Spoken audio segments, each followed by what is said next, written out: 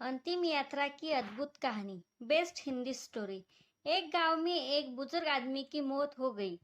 उसके बेटों और सगे संबंधी और गांव वालों ने मिलकर उसके अंतिम यात्रा की तैयारी की। उसकी अर्थी तैयार की गई और उसे शमशान की ओर लेकर जाने लगे। अभी वो लोग कुछ दूर ही पहुंचे थे कि वहां पर दूसरे गांव से एक आदमी आया। उसने उस अर्थी को लेकर जा रहे 4 आदमियों में एक का पैर पकड़ लिया और सबसे कहने लगा कि ये आदमी जो मर चुका है, उसने मुझसे 20 लाख रुपए उधार लिए थे और जब तक मुझे पैसा वापस नहीं मिल जाते, मैं अर्थी को आगे नहीं जाने दूंगा। मृत व्यक्ति की बेटों ने उस आदमी से कहा कि पिताजी ने कभी इस कर्जे के बारे में हमें तो नहीं जिक्र किया, इसलिए हम तो यह कर्ज नहीं देने वाले।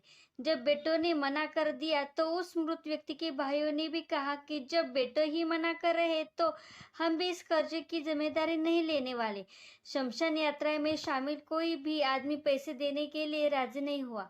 दूसरे गांव से आए उस आदमी ने अर्थी को आगे भी जाने नहीं दिया जब तक इस घटना की खबर घर की महिलाओं तक ना पहुंच गई। मरे हुए आदमी को एक बेटी थी।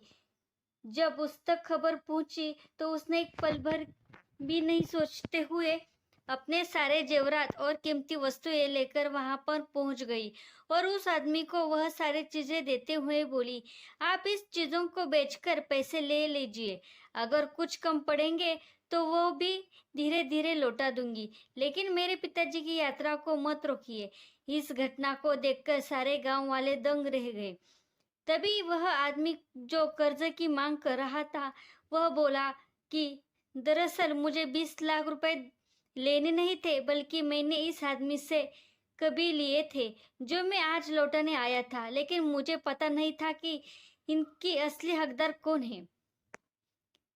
इसलिए मैंने यह सारा नाटक रचाया। मैं जान चुका हूँ कि मरे हुए आदमी का सच्चा हितैषी ना उसके बेटे हैं, ना उसके बल्कि उसकी बेटी है। इसलिए यह सारे पैसे मैं उसके हवाले करता हूँ और अपने कर्ज से मुक्त होता हूँ। थोड़ी ही देर में जो घटना घटित हो चुकी थी, उससे बेटों के, भाइयों के और बाकी रिश्तेदारों के सर शर्म से झुक गए। इसलिए हमेशा दुआ करना कि हर किसी को एक बेटे जरूर हो, क्योंकि बाकी सब तो माता पिता की दौलत और अपना समझते हैं, लेकिन बेटियां माँ बाप को ही अपना दौलत समझती है।